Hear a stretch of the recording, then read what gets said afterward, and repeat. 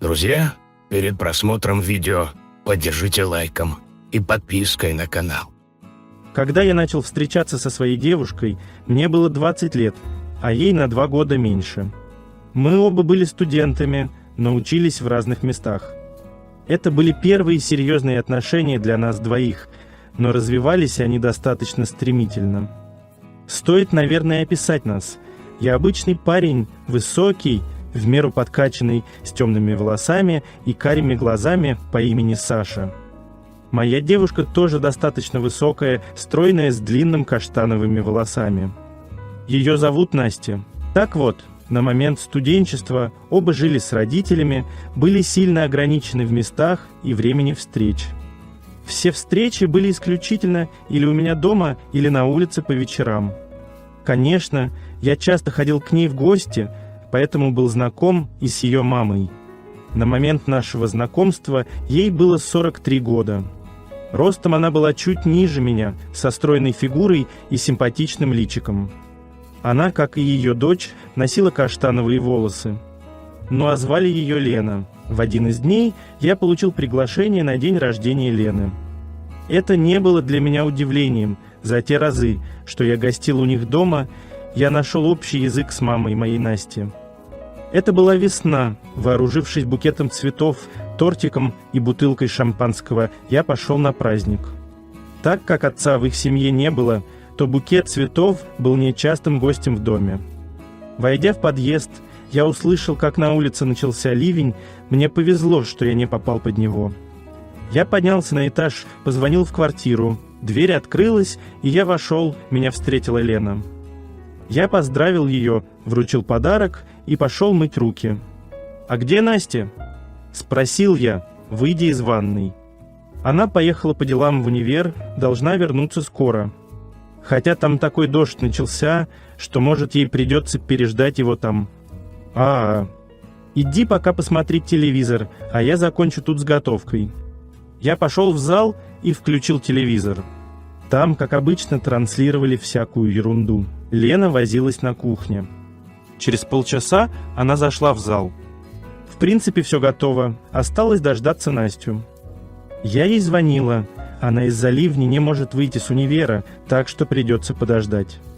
Значит, подождем. Дальше мы беседовали о разных насущных проблемах. Спустя какое-то время Лена встала и, сказав, что скоро придет, ушла к себе в комнату. Вернулась она минут через 15, но теперь на ней был не домашний халат, а черное кружевное платье в обтяжку. Я замер в удивлении. «Ну, чего молчишь?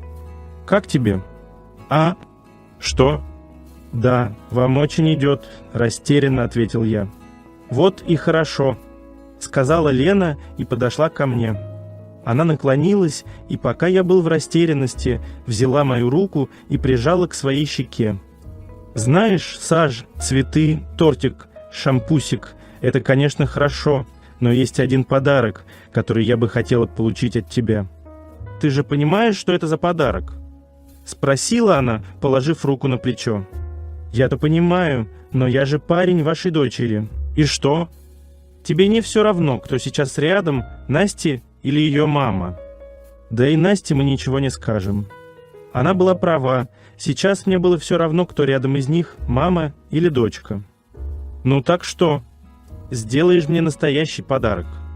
Уж не знаю, что мной двигало, но я согласился. Получив положительный ответ, Лена потащила меня в свою спальню. «Саша, раз уж ты согласился мне сделать подарок, — сказала она в спальне, — то чувствую себя как дома». Мы были заняты друг другом и потеряли счет времени. Меня вернули в реальность какие-то звуки. В этот момент я увидел мою девушку, стоящую на входе в зал. Я замер, сердце стучало как бешеное, я все еще находился в ступоре. «Мама! Ну я же просила подождать меня, неужели так трудно было?» «Настюша, прости, уж больно у тебя парень пригожий». «Ладно, мама. Сегодня все же твой день рождения». Я слушал и ничего не понимал. «Саша, — сказала Настя, — я знаю, у тебя много вопросов, так что слушай. Мы давно уже решили, что нашей семье нужен мужчина. Ведь мама тоже женщина и тоже хочет внимания, но это дело слишком хлопотное, да и глупо, когда рядом есть молодой парень. Так что ты станешь нашим с мамой мужчиной. В каком смысле? Да во всех, сказала мама. Когда мы поговорили, то сели за стол пить чай.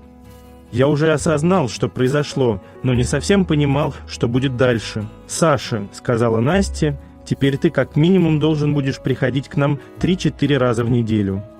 После этих слов я улыбнулся. Меня ждет веселая жизнь.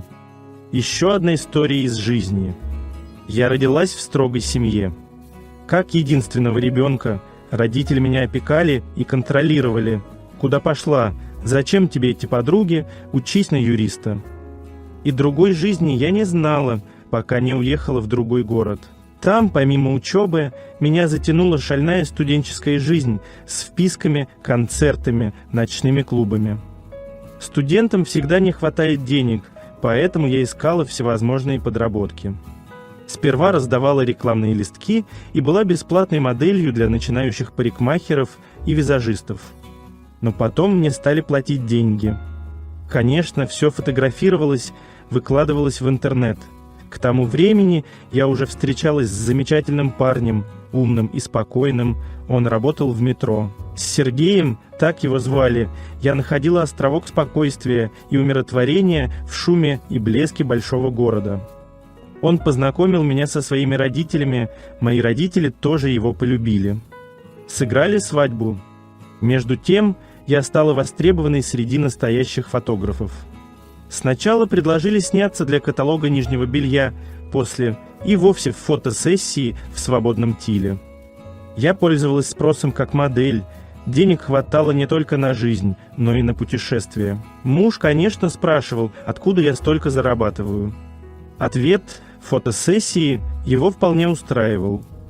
О том, что мне приходилось фотографироваться в натуральном виде, я не говорила. Знала, что мужу с его консервативными взглядами это не понравится. Пока в один из дней он не наткнулся на фотографии в интернете. Фотограф сделал выставку с моими фотографиями. А друзья в соцсетях тут же скинули ссылку мужу. Разразился скандал. С криками, битьем посуды прозвучали самые некрасивые слова в мой адрес. Мне ничего не оставалось, как собрать вещи и уйти. Я с головой ушла в работу. Заказы на фотосъемки присылали уже высокопрофессиональные фотографы. Мне надо было лишь приехать, пофотографироваться и получить деньги. Сейчас я катаюсь из города в город и даже за границу. Мой муж так и не простил меня, прислав документы на развод. А вот родители, пусть и не скоро, но смогли смириться с моей работой, хоть и никому в городе не рассказывают, чем я занимаюсь. Что остается добавить? Нравственность – понятие относительное. Бывает, за самым жестким пуританским воротничком скрывается предательское «я» и подлая душа. И наоборот. Завтра у меня съемка в рекламе. Чемодан уже собран. И знаете, я ни о чем не жалею. Ставьте лайки, подписывайтесь на канал. Alright, everyone's presentations are done. Nick, the manager, said as he tried to move the discussion forward. Excuse me, I haven't. I recently found out something. Nick interrupted me and began to speak. There's apparently someone in this department who didn't graduate high school and is just a part-timer. Meetings should be for employees only. Absolutely right. His lackey, Mike, of course, agreed with Nick. I'm leaving. After leaving the meeting room, I started to shut down my computer. I noticed that an email had arrived, not in my personal inbox, but in the company's shared email. Thinking, there's no point in speaking up, no one will listen, I went home quietly. The next day, I heard a commotion from Nick's desk. He was staring at his computer screen, his face pale. Nick? Is something wrong? Mike looked at the screen with him. And he turned even paler than Nick. Why is he so angry? Knowing the reason for Mike's distress, I thought to myself, serves them right. My name is Adam. My mother passed away when I was in the 9th grade, and I was raised by my father. Well, you could hardly call it being raised. After my mother passed, my father changed. He drowned his sorrows in alcohol, and though he still went to work, he squandered our living expenses on horse racing.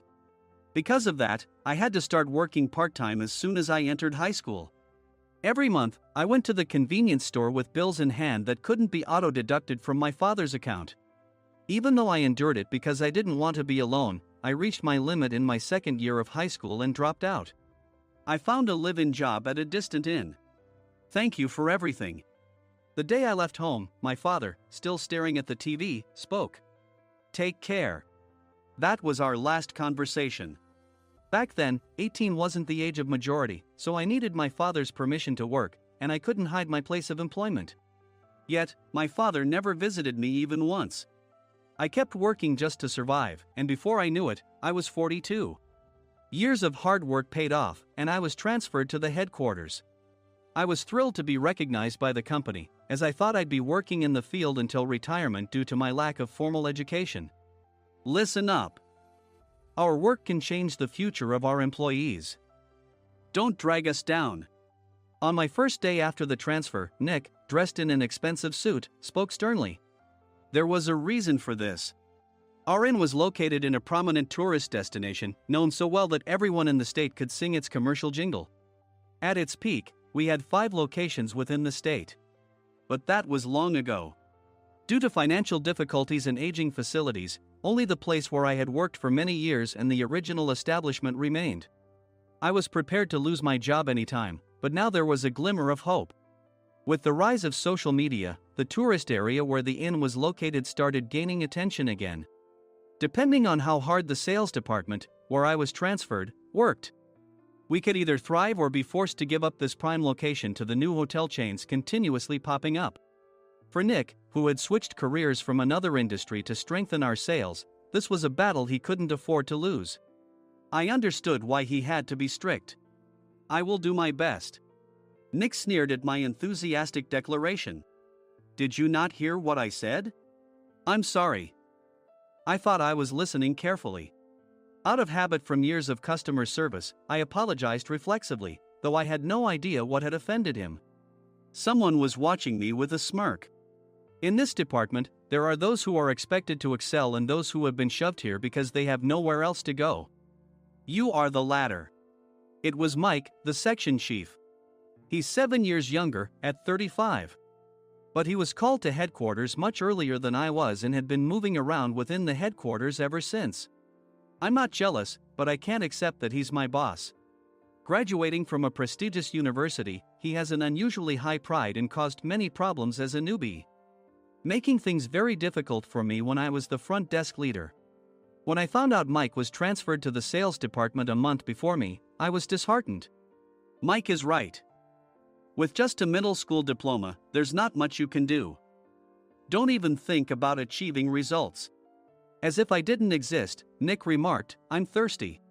Mike eagerly ran to the coffee maker. It seems Mike is Nick's lackey. I regretted being happy about my transfer to headquarters, wishing I had stayed on site forever. Send a direct mail to every company on this list by the end of the day. Nick only assigned me tasks that even a new graduate could handle. What? There are over 1,000 companies. You want me to send to all of them by today?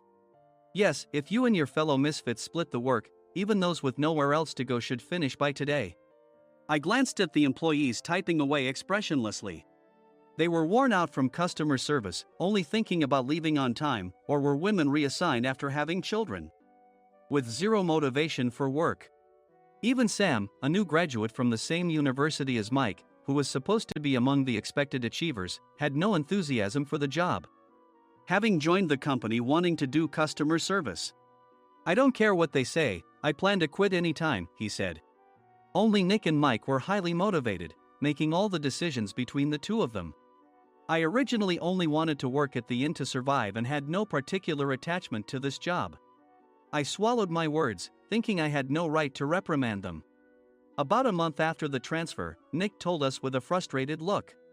To commemorate the 50th anniversary, we've decided to create a plan exclusive for one group per day. Originally, Mike and I were supposed to come up with it, but our president, Mr. Thompson, insists on hearing everyone's opinions. So, you all get a chance. As Nick explained, Mike began handing out prints. Make sure not to embarrass Nick. If your ideas are half-baked, you'll have to redo them. It seemed that they had printed his handwritten notes by Mr. Thompson, which included several questions and a section for free responses. It made sense why Nick had to seek our input, given that all responses had to be submitted to Mr. Thompson. We were given a week to think about it, and a meeting was scheduled to compile our ideas. My plan is to let guests enjoy both the old and modern America. Nick began the presentations. Guests would watch a master confectioner at a nearby traditional sweet shop make sweets in front of them. The welcome drink would be premium tea in a bottle. Nick's plan was certainly attractive. After his presentation, Nick called on us to present in the order we were seated. Just as I stood up for my turn. "All right, everyone's presentations are done." "Excuse me, I haven't. I recently found out something." Nick interrupted me. "There's someone in this department who didn't graduate high school and is just a part-timer." He was likely talking about me. I joined the company as a part-timer and was made a full-time employee when I turned 20. That was 20 years ago, so Nick and Mike probably had no chance to know until recently. Meetings should be for employees only. Absolutely right. After that, Nick kept creating opportunities to solicit everyone's opinions, purposefully excluding me from speaking. The meeting unexpectedly heated up and went past the scheduled end time. A few people asked to leave, and the discussion continued with the remaining few. Still here? Normally, you'd leave in that situation. Though I had no attachment to the job initially, hearing kind words from customers made me want to make them happier. For someone like me, with nowhere to go, the inn was my home and customer service was my life. I felt pathetic about my current self. "I'm leaving." I left the conference room and started shutting down my computer. I noticed an email had arrived, not in my personal inbox, but in the company's shared email. Thinking no one would listen to what I had to say anyway, I quietly went home. The next day, while preparing the DM as instructed, I heard a commotion from Nick's desk. In his haste to stand up, he hit his knee on the desk. He stared at his computer screen, his face pale. "Nick! What's wrong?" Mike, thinking he should be the first to rush over, approached Nick while still wearing his coat. He peered at the screen with Nick. And he turned even paler than Nick. Why is he so angry? Who is responsible for this company? Nick, more irritated than ever, asked, and Mike answered without checking. Probably Sam. Sam wasn't there because he was attending a morning training session for new hires. Nick gave up on getting angry and returned his gaze to the screen. They were looking at an email that arrived right after the end of the working day yesterday. Apparently, no one, including me, had checked it before leaving. The email was from a large company that used us for their annual employee trips. The president and executives of that company also frequently used our services personally. President of the company, Mr. Mason himself, had declared that neither he nor his company would ever use our services again. Well, some companies cancel their employee trips or stop using our services due to financial struggles. Let's just move on. Mike kept wiping the sweat from his forehead with a handkerchief. Knowing why Mike was so agitated, I quietly watched their interaction. "Do you know how much revenue we get from that company? We can find other guests to fill the rooms, but we'll lose the banquet costs, gift shop revenue, rental car fees, and more. Moreover, the gifts were supposed to be prepared by the traditional confectionery shop involved in Nick's proposed plan. If it's known that we incurred such a huge loss at this critical time, Nick's position in the company would be jeopardized." Nick took a deep breath, seemingly trying to calm himself. "All right, Mike. Go to New York right now and apologize to Mr. Mason." "What? You're coming with me, right? I have urgent work to do." "I trust you, which is why I'm entrusting this to you. Please." Mike, believing Nick's sincerity, agreed with a determined look on his face, saying, "Yes. That's Nick for you." Even if Mike went to apologize, Nick would shift all the blame onto him if the client didn't change their mind. Well, it was Mike's fault to begin with, so it served him right.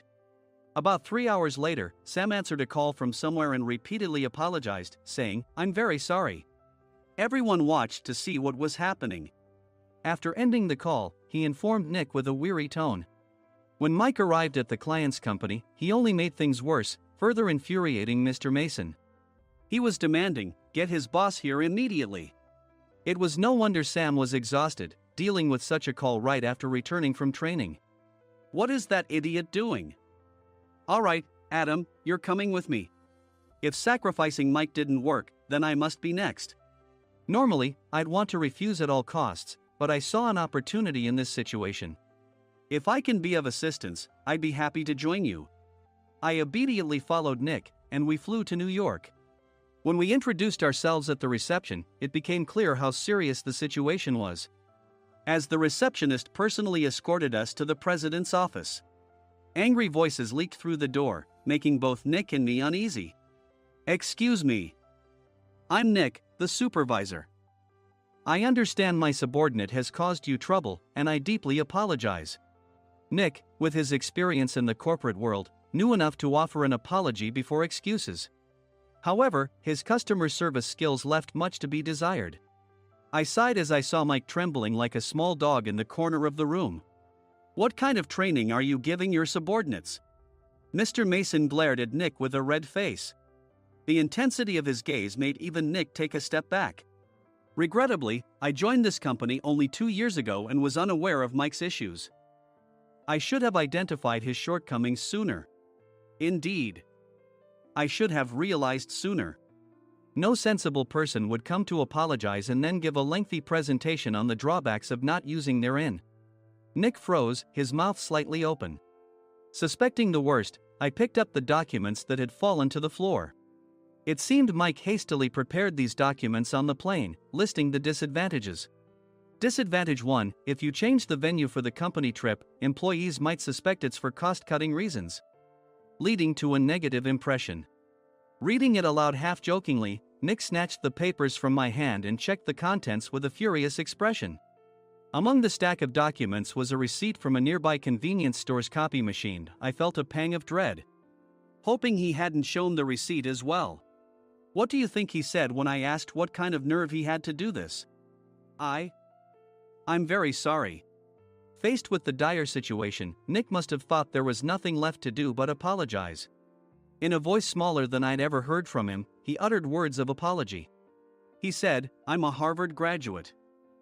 I don't believe I said anything wrong." "Mike, what have you done?" Forgetting his plan to pin the blame on Mike, Nick yelled loudly, even in front of Mr. Mason. "I didn't do anything wrong." "You're still saying that? Look at him." Mike pointed at me with a shaking hand.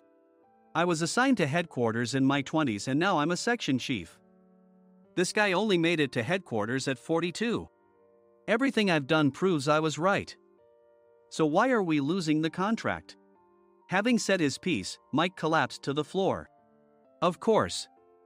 You were sent there because you had nowhere else to go." Mike never expected to hear such words from someone he looked down upon. He lunged at me, and Nick hurriedly stepped in to stop him. "Mr. Thompson told me Mike is a quick thinker, and to take good care of him." There's no way he was pushed aside. "Don't make things worse here. He didn't say quick thinker, he said only quick-witted, didn't he?" I don't remember that part. I recalled the many troubles Mike caused when he was a newbie. When Mike was on the front line, his pride was so high that he never apologized to customers. Customer service, especially in our job, doesn't work alone.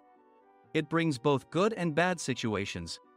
If the front staff or housekeepers made mistakes, or the cleaning company didn't properly clean a room, one had to apologize to the customers regardless of personal fault. Mike, in such situations, would never apologize, insisting he wasn't at fault.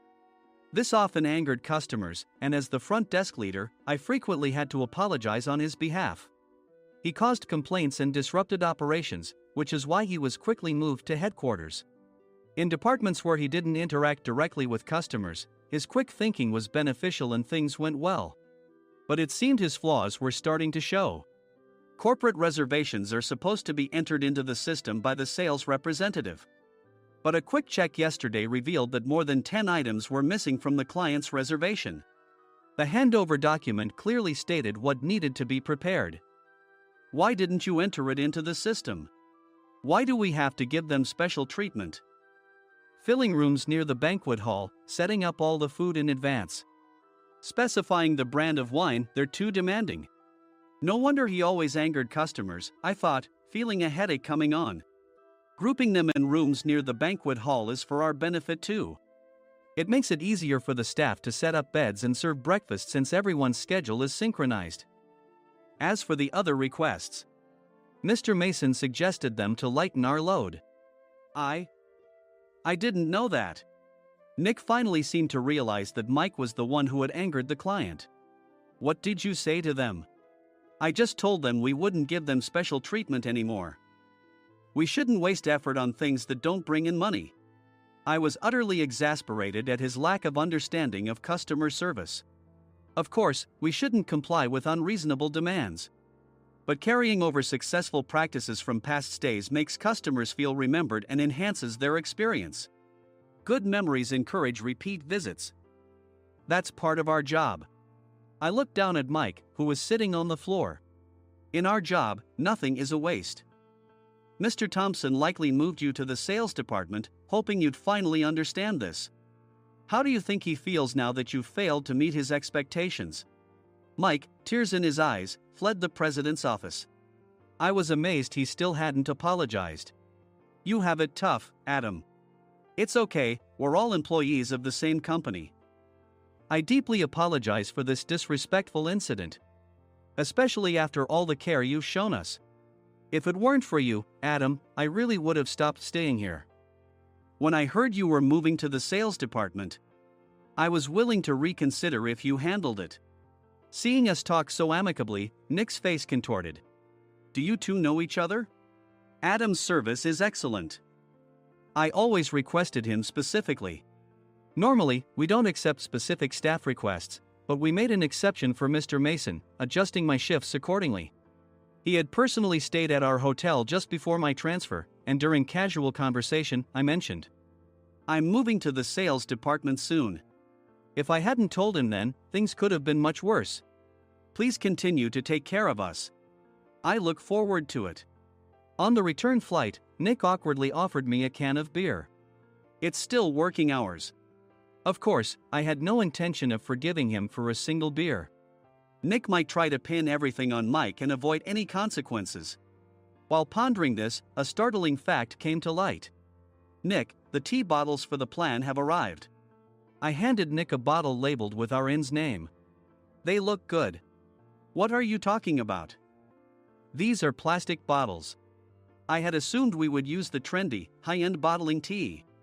But what arrived were ordinary plastic bottles of tea with customized labels.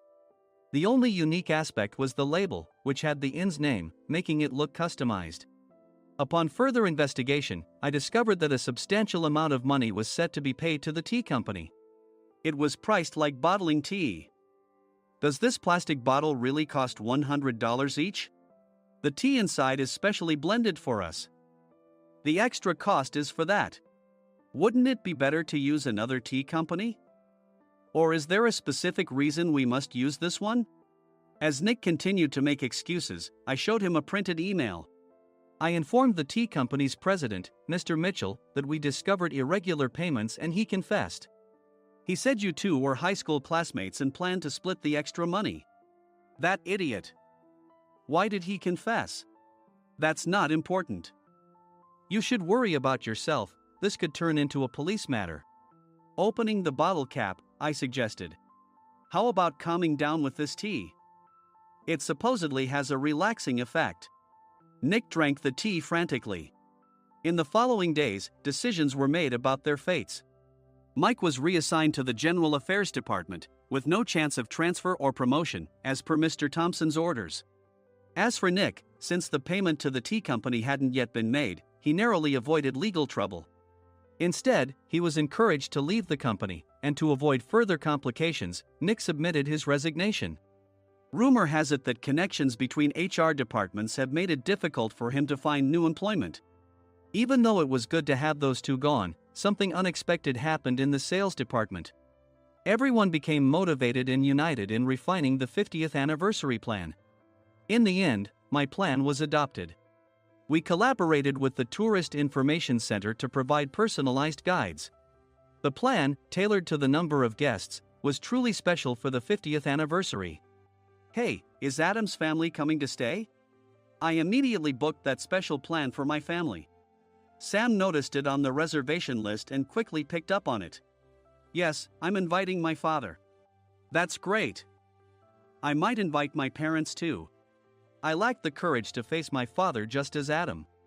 But here, with the confidence Mr. Mason praised, I felt ready. The 50th anniversary plan was a perfect opportunity to reconnect with my father. I hoped to bring back the days when we could laugh together as we once did.